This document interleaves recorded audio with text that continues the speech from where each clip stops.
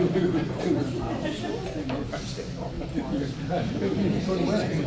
I think we'll start, and welcome to the inaugural ALTF debate. And there will be two themes, as you've probably noticed from the program, in this rather irregular debate, because usually there's only one, so it's very confusing. But these themes do really reflect critical issues in our wider society today. Firstly, we are increasingly members of the global society, as we've been hearing about today already. And from a university perspective, we should ask ourselves, what are the best practices to prepare our students for their future as global citizens? And Professor Hilmer, the President and Vice-Chancellor of UNSW, will be arguing for increased funding to support that endeavour. Secondly, as the mining boom wanes and we know already that cheaper labour is found offshore, we really do need to become a clever country. And so from a university perspective, we need to ask ourselves how best to support the education of all capable students in Australia. And so Professor Craven, the Vice-Chancellor of the Australian Catholic University, will be arguing for increased funding for that endeavour. Please keep in mind, just like the provocations this morning, that the speakers will purposefully or may purposefully take an extreme view and perhaps a quite humorous perspective on this debate, and this may not be their own personal view, okay? But we thank them in advance for stimulating us to examine our own assumptions about these issues. So because I am from UNSW and so could be biased, we are going to have Ron Oliver moderate the debate, and he'll be first talking a little bit about what the general structure will be. And so over to you, Ron. Thanks very much, Jackie. So I've got the phone with the timing. Professor Hilmer is going to speak for 10 minutes on the topic, and I'll give him a 2-minute warning. And then Professor Craven will speak for 13 minutes and present his side of the argument.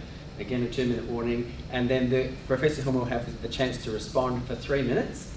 And then we'll have a few questions, and then we'll decide the audience view of the debate by the age-old method of we'll listen to people clapping when we say and this is where there'll be no bias whatsoever.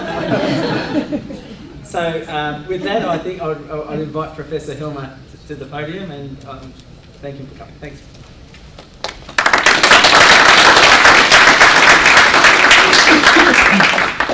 Well, thank you very much. It's a long time since I, as a good parent, took my children to the Friday night debates, but I remembered a little bit of the structure. I know you have to start by defining your topic, then you have to give your argument, then you have to watch the timekeeper and make sure that you get all the points in, and then you declare it a draw. But let me start by defining the topic.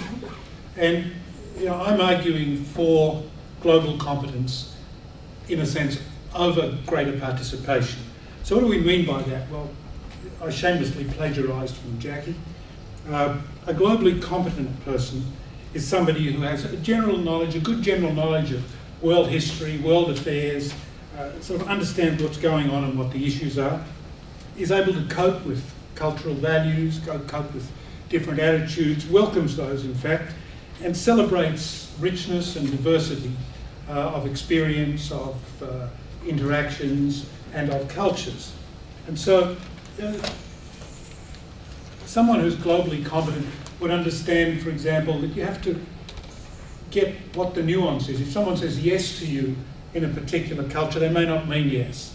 And if they say no to you in a particular culture, they may not mean no, or they may mean absolutely no. And I recall many times I go to Japan and really having a bad time getting a point across, and the person really didn't know how to say no, but it was an inappropriate question that we were asking, and in the end we got that. And that was a very clear no. I wanted to go somewhere that you weren't supposed to go. And similarly, what's a comfortable way of intruding on people's space? Some some cultures hug, some cultures are very distant, and you need to just be aware and understand of the non-verbal communication side. So a globally competent person, a student graduating with global competence, would have some knowledge and would have some skills and would have a sensitivity and awareness.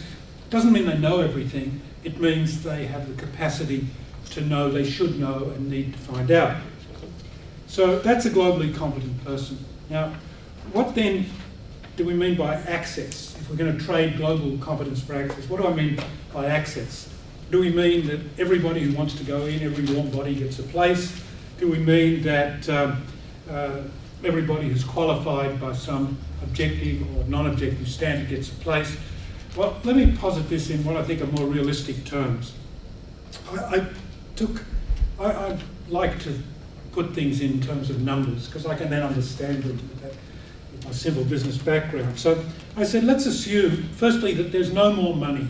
I mean, we can argue for increased funding, but I gave that up many years ago because it's really awful losing all the time. So we've got a pot of money that goes into higher education. Now we could take 5% of that money. We could say there are 5% of students who are getting admitted who now won't be admitted, but the funds stay, and those funds go to the 95% who continue in higher education, and those funds go to enhancing their global education. And so that's one side of the balance, the side that I'm going to argue for. And what does that mean? In very crude terms, it probably means about 1,000 per student per year, or over a 3 or 4 year degree, there's an extra 3,000 or 4,000 that each student would have, and that could be put towards improving their global competence. So with that amount of money, you can certainly travel, you could certainly get involved in technology and work together through the internet or whatever. You could do joint projects, you could do a lot of things, and you could employ staff to help and mentor. So that's one view of the world. What's the alternative? Well, the alternative is what we lived through, which is that we increase participation, let's say 5% more students, we've actually had more than that, and we cut the funding, or we certainly don't increase the funding. And so the net impact of Greg's case, he may not want to put it that way, but the privilege of going first is that you define the topic. But his case is that we take 5% more students and we spread the funding over that, and so everybody gets $1,000 a year less. But we have more students. So there are more students getting a less well-endowed education on the one side, and there are fewer students getting a better endowed education. Now, I'm arguing for the fewer students, better endowed education. I would be happy to argue for more students and more money, but I just think that's unrealistic. So I'm sticking with the fewer students and better education in global competence. And why do I think that's better? Well, I'll give you, there are four parts to my argument. Firstly, education has to reflect context. And secondly, our context in this country is increasingly global and increasingly competitive. Thirdly, therefore, a high level of global competence is going to be increasingly vital and it needs nurturing. And lastly, that the benefits of doing that don't just flow to the 95 who get the benefit of a better funded global education, but they flow to everybody. So that's essentially my argument. Now, education reflecting context is in a sense a no-brainer. Different countries have different skill mixes, they have different industrial mixes.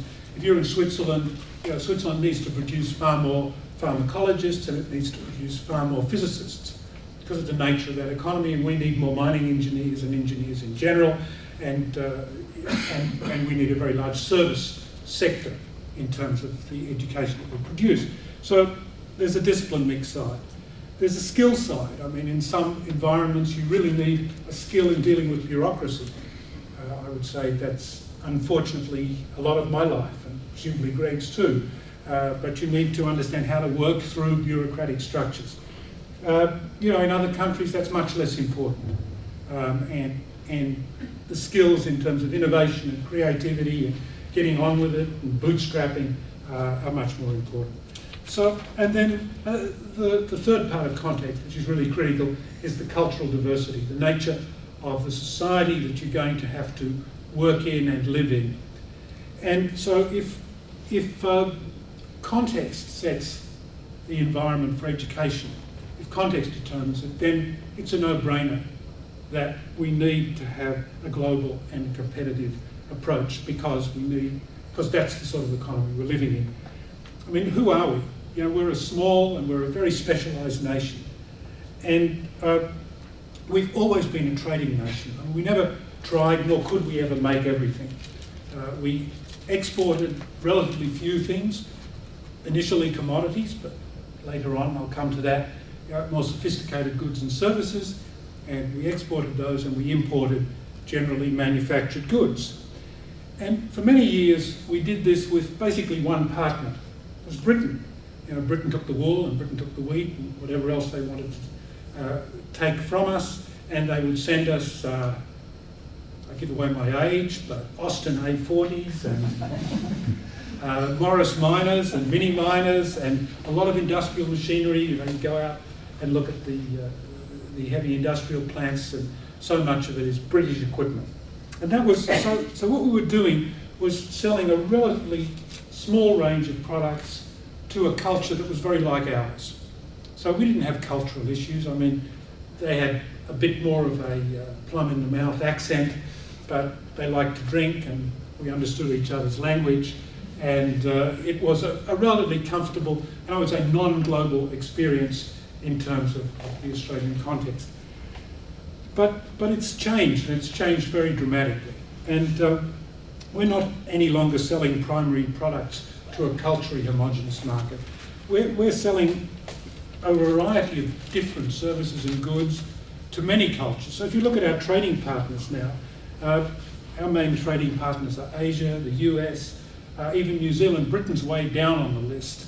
And the growth in the Asian side of our trading partners is dramatic. And so what does that do? Well, certainly for all of us in this room, it's opened enormous opportunities in terms of education. I mean, our campus, I think we're up to over 130 nationalities, and I'm sure that's typical of the sector. So, you know, just on the ground, we need to deal with and bring in and make comfortable and work with and learn with all these nationalities. And it's true in every other sphere. You know, for many years I've been a director of Westfield. Westfield is now, you know, a globally competitive, headquartered in Australia, shopping centre company. It's probably the major shopping centre company in the world. You know, we've had to make judgments about malls in Japan, in China, in Indonesia, in South America, and then in some really difficult places like Italy. And in every one of those places, there's a cultural challenge as much as a cultural challenge, as much as there is a business challenge, and do the numbers add up. So, you know, the Australia today is an Australia that is interacting globally, and if we're going to have competent people working in that environment, building up this country, building up this economy, then, you know, they've got to be able to understand that there's more to beer than VB, and there's more to wine than Penfolds. And so, as sellers, we need to be globally competent, and as buyers, we need to be globally competent because we buy so much from the rest of the world. Now, those new markets, though, aren't just, it isn't good enough just to be competent. And that's why I think we really need to focus this on people who are going to be at the cutting edge of trade, because these are really competitive markets. And just look again at what's happened to us in the last few years. You know, we had a global financial crisis. Australia escaped it but got a high dollar. The US didn't escape it and cut their public spending in universities. So the universities looked to our markets and have taken an enormous amount of market share. So we really need to understand that we need people who are not only globally competent and globally literate, but globally competent at a very high level. And, you know, that doesn't just happen. Let me just, you know, this is one of my favourite cartoons. It was done by a cartoonist, Saul Steinberg, in 1976, and it was The World from Manhattan. And you know, the world from Manhattan ended at the Hudson River, and out there's sort of New Jersey, and then somewhere up there's China. And you know, that's the way the US was. It was a time when I was actually living there, and if you were in Manhattan, you were in the centre of the world, and you were in a country that was absolutely self-sufficient. It had energy, it had food, it had technology. You know, the US didn't need to trade. Its country, and the importance of this cartoon is that Steinberg was saying, you know, we can't keep living like this. This is not a viable view of the world, and the US has responded. And the real challenge for us is, are we going to respond? And you know, this is my version of the Steinberg cartoon. You know, the world starts and ends in the Sydney Harbour, and we celebrate, you know, the discovery. And the really important parts of the world are, well, there's Bondi Beach, and that's probably our Hudson River. That's the end of civilization, as we know it. And somewhere out there are India and China. And you know, that's an untenable view of the world. That's not a view of the world that we're going to be able to live with. So we need to get away from what I might call Greg Craven's Australia, and what we need. No. Here's some. No, you're here. Down there. So you know, we need to nurture this, and I have a bunch of quotes here that I think, in the interest of time, I won't read you, but you know, lots of wise people are saying things like, we have a thriving culture, but we have to take it local. And global literacy doesn't happen. We have to make it happen. Schools have to make it happen. TAFEs have to make it happen.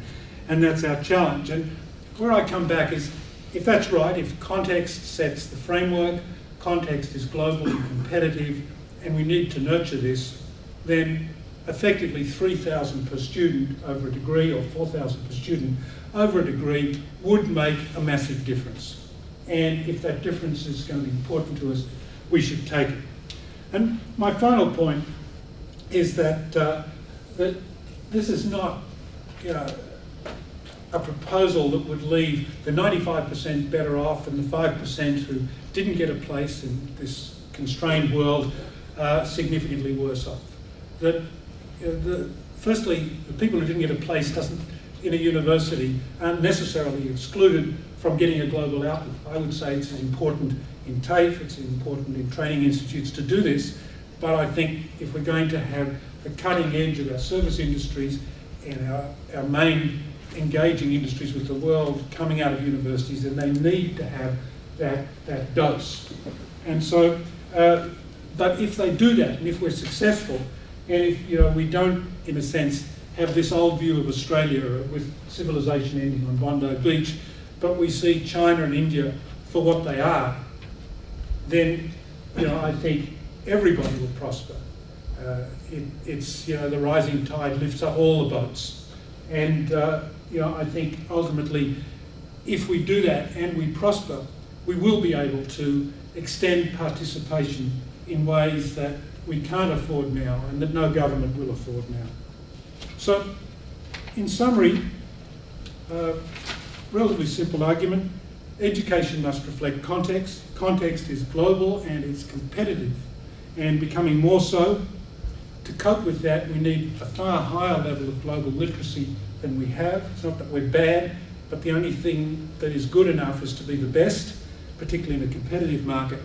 And finally, if we do that, everyone's a winner. Thank you.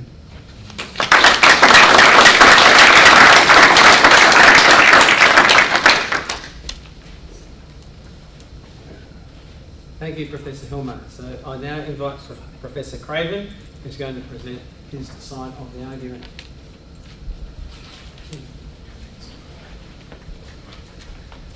Well, thank you very much for having me today. I have to admit that I am and have been a little bit worried about the topic of this debate. It all seems a little bit serious.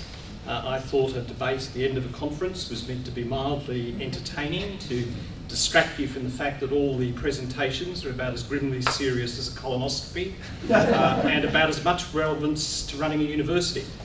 And I got even more worried when I read The Australian today, because I saw that this debate was billed as the clash of the titans. Anyone who thinks that an afternoon bitch fight between two middle-aged vice-chancellors, and I'm flattering Fred there, is the clash of the titans, is the sort of person who would confuse a picture of Tony Abbott in Speedos with a Miranda Kerr photo shoot. Now, I'm not even sure why Fred and I have been chosen for this debate, because, you know, as far as I know, we agree on everything, except the time of day and the answer to 2 and 2, which in my case is normally 4, but in Fred's case is certainly less than the group of 8 deserves under any test. I also would give, and I respond to Fred's warning about debating, as a former captain of the Australian debating team, a negligible distinction I may say, I never address what my opponent says, or preferably listen. There's simply far too much danger in compromising one's own prejudices. And that's particularly true of a debate like this, a debate over global outlook versus a participation agenda. It's not a real topic because they're not polar opposites. It's like debating the virtues of cuttlefish or skateboards. And of course, this really isn't a real topic. It's a sort of a parable topic, like, do you prefer Melbourne or Sydney? It's not the preference that matters, it's what it says about you. If you're from Melbourne, you're cultured, witty, urbane, and immensely sexually endowed. And if you're from Sydney, you're the sort of person who would be ejected from a thong-throwing competition. So I would like to reframe this debate, and Fred's right, he can define it and I can ignore him, in a way that I think is moderate and entirely fair to my opponent. And the debate really is, do we want a university system that is the equivalent of the funky restaurant strip in Surrey Hills, or the mortuary dining room at the Melbourne Club? And I did note in Fred's slide, right at the centre, there was indeed an encapsulation of his entire case. A beautiful, lovely, expensive, obsolete sailing ship. And as I take Fred's utterances, and I'm really doing as Fred did, he took my wider case, not just today, I'm taking Fred's wider case, which is a little bit hard, because Fred's a really nice guy. Fred Hilmer's a nice guy, but he does have 2 evil twins called Fred Gallagher and Mike Hilmer, and they can be a little bit difficult. Fred is for the Melbourne Club, Stilton cheese, port, and the odd dead diner lodged in the carpet view of the world, and I am for the vibrant, verve, and the various. Now, Fred gave you the expurgated version. I see myself less as the first speaker for the negative than as the second speaker for the affirmative, or perhaps the second speaker for the acquisitive would be more correct here. I'd try and give you Fred's full view. I think Fred's been very modest today, but I have had the virtue of following Fred for a long time. I've seen the secret only higher education snuff film kept in the vaults of the University of New South Wales, known as Chainsaw Massacre at the University of Western Sydney. And I'll be putting the view as authoritatively and as accurately as I can, and Fred can correct me in rebuttal, as he said, because Fred has managed to arrange this debate so he speaks both first and last. I don't mind. I don't mind. That's simply group debate best practice, modelling oneself on God, provided there's no benchmarking. And so my role is to outline Fred's vision, which I see, like most nasty predatory insects, as having 6 limbs. The first is that education is just far too precious, as he really did indicate, to waste on students, as opposed to international popularity contests or capital investment or academic salaries, at least unless those students come from the right suburbs and schools with the right ATARs. And certainly, if your ATAR is affected by negligence on your own part, like being disadvantaged or coming from a region or your parents being convicted of human trafficking during the physics exam, that's the sort of thing you should have planned for before birth. And we should not be compromising our education system by allowing matters for you. Universities are only for, as Fred says, those very, very bright 17-year-olds from decent backgrounds with splendid ATARs, because they are by definition the people who will become brilliant surgeons and PMs at 43, which is statistically predictable, as a Baz Luhrmann movie is pompous and unwatchable. Now, the second step follows inexorably from the first. Expanding participation of universities, therefore, is a waste of time. It's like giving plumbers ballet lessons or ethics classes to lawyers. All it does is fill universities with unmotivated, incapable, malodorous students. And I'm not parodying this, I'm not knocking that. There are many respectable lines of political philosophy that have similar views. like the ones that said that we should not teach the working class to read in the 19th century, or raise the school age to 14 in 1920s, or given women the vote. All excesses of regulation that would have had obviously problematic things. Now, I do wonder sometimes where Fred sees all these chinless no-hopers, because presumably they're not at UNSW, at least outside the academic board. I can only assume, all Vice-Chancellors would agree on this, I can only assume that they comprise, among other things, that group of toxic teachers that Mike Gallagher is so fond of referring to, and may I congratulate him as an advertising strategy for G8 education faculties, that was as good as offering free asbestos with every tube of toothpaste. Now the third step goes like this: if we don't need all these students, why do we need 40 universities? After all, a university filled with Neanderthals is just a Neanderthal university, or possibly the University of Tasmania. So the question is, how many universities do we need? Well, all things come in natural numerical groups. Disasters come in 3, deans of business faces come in 2, and universities come in groups of 8. Now, I just want to defend Fred against any charge of self-interest on having randomly produced that number. I've done research on this, and I apologise for this. 8 is a good number. It's the Chinese number for celestial prosperity. The Antichrist is the 8th king in the Book of Revelation. And I do understand that all of this will be conclusively proved in the next groundbreaking piece of research by the Grattan Institute entitled Why the Poor Really, Really Deserve to Die.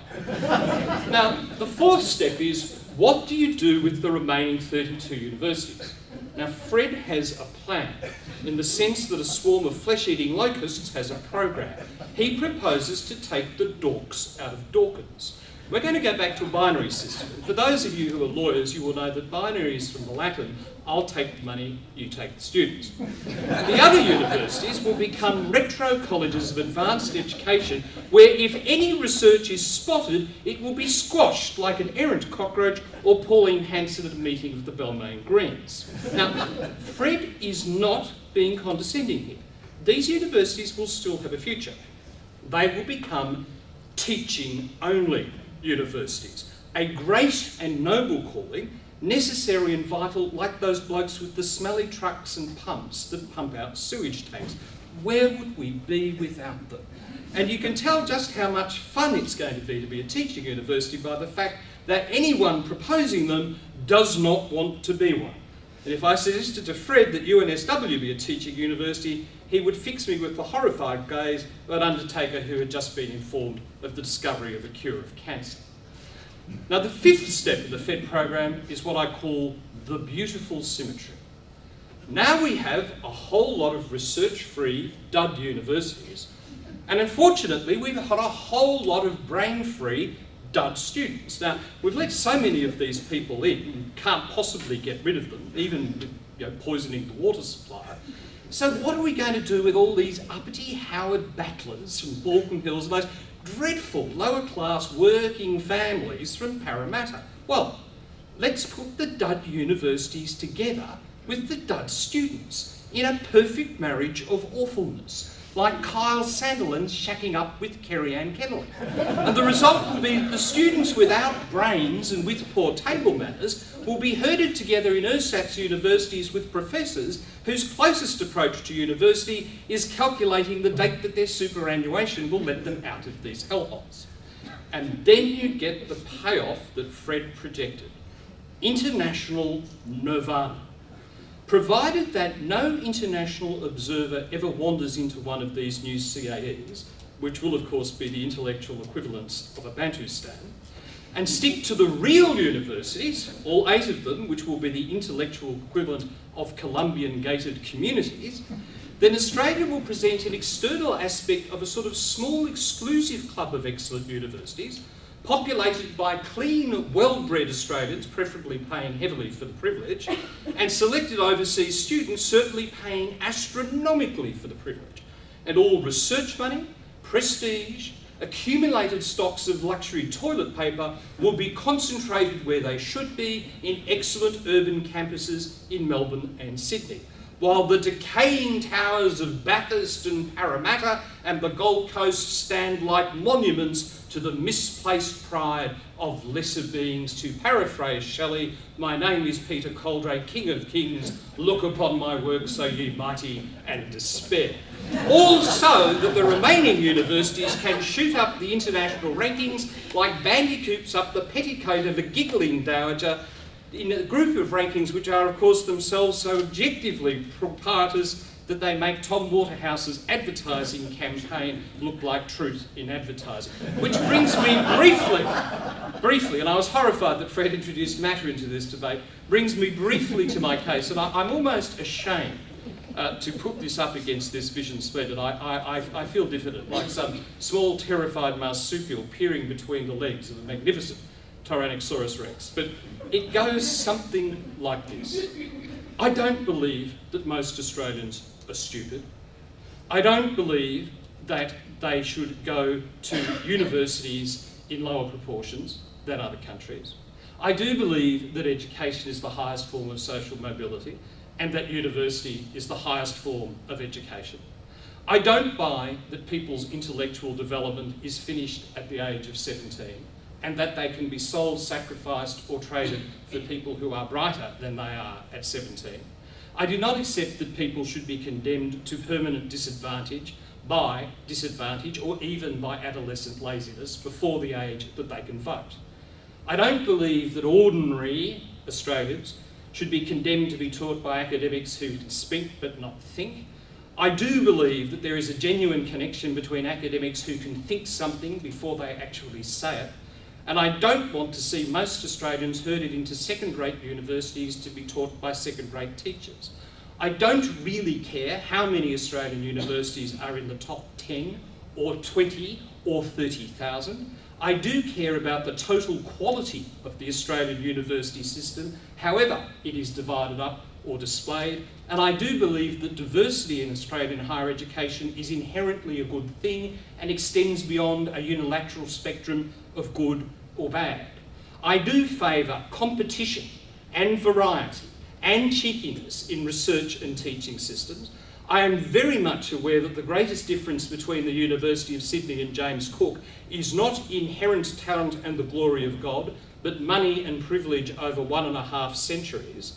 And I do believe that one of the biggest problems that many universities have felt in relation to the demand-driven system is the horror that they have actually been asked to do something in return for government money as opposed to accepting it on a plate. And I do not think that will change what other government is in power. Apart from that, I agree with everything Fred said. But if it's okay, I will continue to oppose my future as a convict overseer of a not very bright work gang while Fred drives past in a coach drawn by 3 well-matched pairs of sub-quality education students.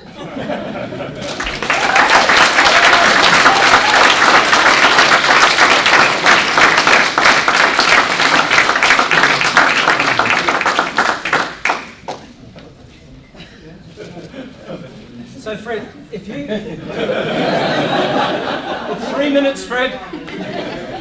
If you can distill the matter in that presentation, you now have opportunity to do some rebuttal for 3 minutes. Over to you. Well, it was really great, Mike Gallagher, for you to come here and pose as Greg and do such a wonderful job. But I do want to thank you, particularly the last 8 points, which, you know, I think we are able to agree on more than we can agree on the time of day or the colour of our ties. I'm still for blue. I was fascinated at your obsession with 8. I thought, why is he so obsessed with 8? Why is 8 so defining in the education sphere? What is it about 8? And, you know, because I'm numerate, and at least hopefully was numerate in my earlier life, and because I'm dogged by that, I kept thinking, what is it about 8? Because that was the only number we got from Greg. We were going to do all these wonderful things without any money, and I think that qualifies you for treasurer. You know, with that kind of unerring instinct for numbers, you could have defined the mining tax. That was a great job, and maybe the carbon tax, and we might have collected more than the $2.50 that came in. But why the 8? And I thought, well, 8 is actually 2 cubed, and that's when the penny dropped. Greg loves to put the world in terms of twos, in terms of opposites. So there's the smart and the dumb, and there's the good and the bad, and then there's him and me, and there's the beautiful and the ugly. And, you know, I kept thinking, this obsession with numbers is so uncharacteristic for a constitutional lawyer. What's he really trying to say? And then the penny dropped. He actually doesn't want to say anything about globalisation. He doesn't want to say anything about global competence because he can't find an opposite. You can't argue for global incompetence, although he did a pretty good job of describing an aspiration of some people, but not me, for incompetence in education. But there is no duality in terms of global competence. There's competence and then there's competence. And it is that competence that we need. And global competence, I think, has been demonstrated today because I think we've seen a level of humour that normally I can only get on television and usually at times when I'm not awake or not at home.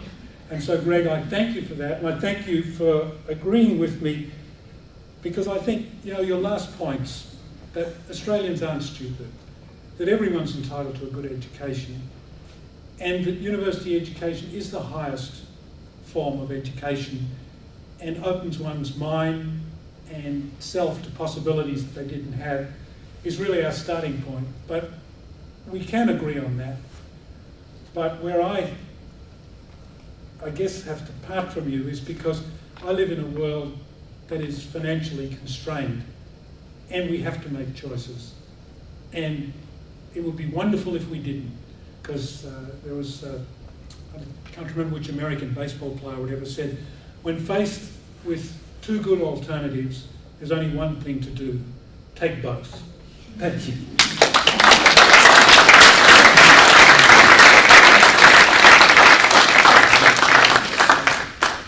Well, I think we've had a very engaging and interesting debate this afternoon. And as an audience, it's your opportunity to think as to which of the opposing views you felt were best put. As I think Fred said when we start, normally these things have to result in a draw. But both speakers have agreed to answer a question or two if anybody has any pressing questions they would like to ask of them. So we've got a couple of minutes now if there are any questions that people would like to put to either speaker. Yes? Sorry, Elizabeth Moore, ACU. Where do you think the role of immigration comes into this? Because when my family came from Europe to Australia, you know, it was very monocultural. Now we have a very diversified culture. Does that make it more globalised inherently? Yeah, immigration's played a big role, I think. And certainly for a university like ours, we tend to be first generation migrants tend to come to UNSW. It's a myth that they all drive Porsches or have horse-drawn carriages. But I mean, we had the waves of immigrants. You know, we had predominantly a very strong Jewish and European group, and now we have a very strong group from the Asian countries that have come in and reflected that. And I think that's been a great plus, and it's something we really can't, I mean, maybe I'm being too serious here, but it's a great plus in the sense that a lot of the global outlook can be developed at home. Yep. And I think that's, people talk about our competitive advantage for call centres. And you know, if you want to have a call centre in Sydney, it might cost you more, but you will be able to get any language you can conceive might be needed. Thank you. Shirley, you've got a question. Yes, hi, I'm Shirley Alexander from ETS. Last week there were press reports that Martin Ferguson in caucus said that if Labor wanted to win any seats at all in Western Sydney, they would have to come up with a pretty smart strategy to stop the boats. Can I ask each of you, if you were Prime Minister, what would you do in Western Sydney? Well, I'd blow up UNSW. I mean, my reaction to it, I mean, I just don't know. Because I mean, I spent 3 years in government as Crown Counsel to the Victorian Government. I take Fred's point about choices. There are choices. I'd simply make different choices. But the difficulty with the vote type thing is that it's like my father, the journalist, used to say, show me a complex question with a simple answer and I'll show you a fool or a liar. You're almost in a position where you've got utterly invidious choices on both sides. I just cannot imagine a choice that would simultaneously, I think, answer the sort of political imperatives that are being suggested and easily fit with a moral take on some of the terrible issues that are faced. And that is an example of an almost impossible choice. Yeah, but there is an answer, a clue to which I think you gave in your remarks. See, this group of 8, this obsession with 8, with 2 cubes, we should go to 9. And I think the government should give each of the group of 8 and admit the University of Western Sydney as the 9th member. Seeing as Fred turned a question to his advantage,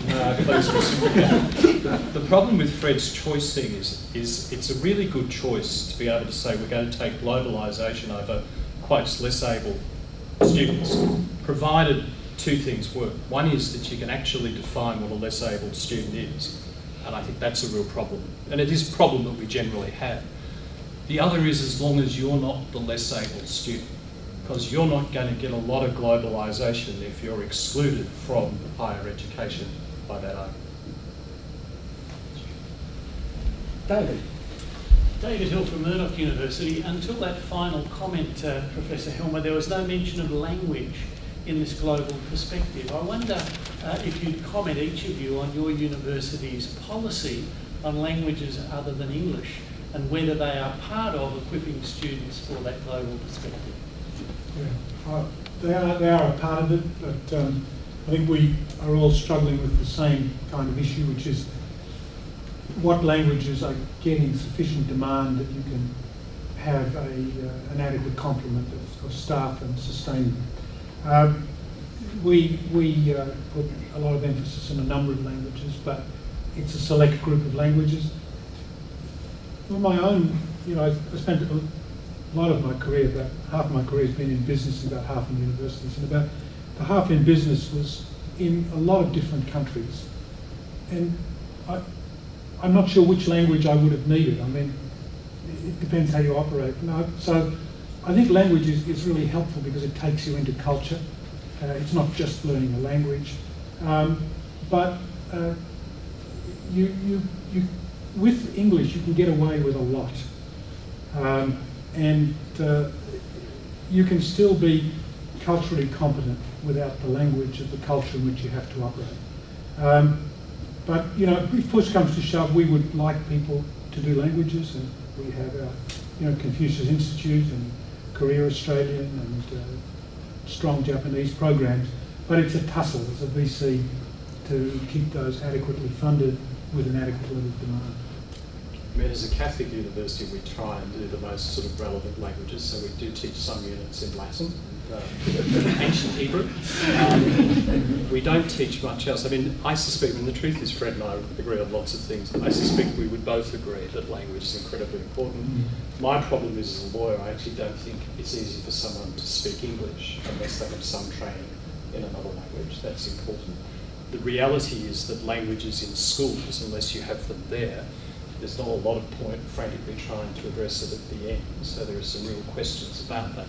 I mean, I actually think, and again, all jokes aside, I mean, the group of 8 which obviously have enormous capacities in particular areas, I actually think have a particular role to play in languages. When I was at Melbourne University, we had the best department, believe it or not, and you'll laugh, but it's not funny, Norse studies in the world, with Professor Maxwell. He was the greatest Icelandic scholar in the world. Now that's all gone.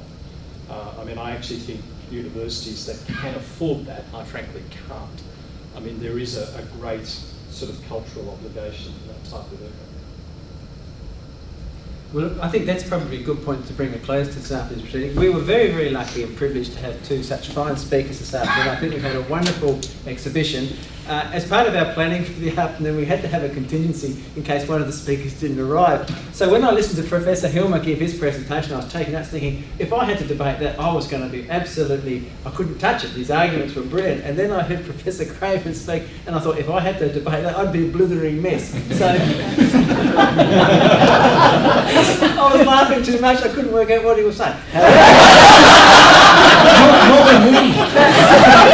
But I did understand why he was such a successful debater. Ladies and gentlemen, we've had a wonderful presentation to finish our session this afternoon. So, in the true spirit of democracy, I'm going to give you a chance to clap and make your own minds up. So those who think that Professor Hilmer's arguments were the most compelling and persuasive of the afternoon, please clap. And for Professor Craven, those who think his arguments were the most persuasive and compelling, please clap.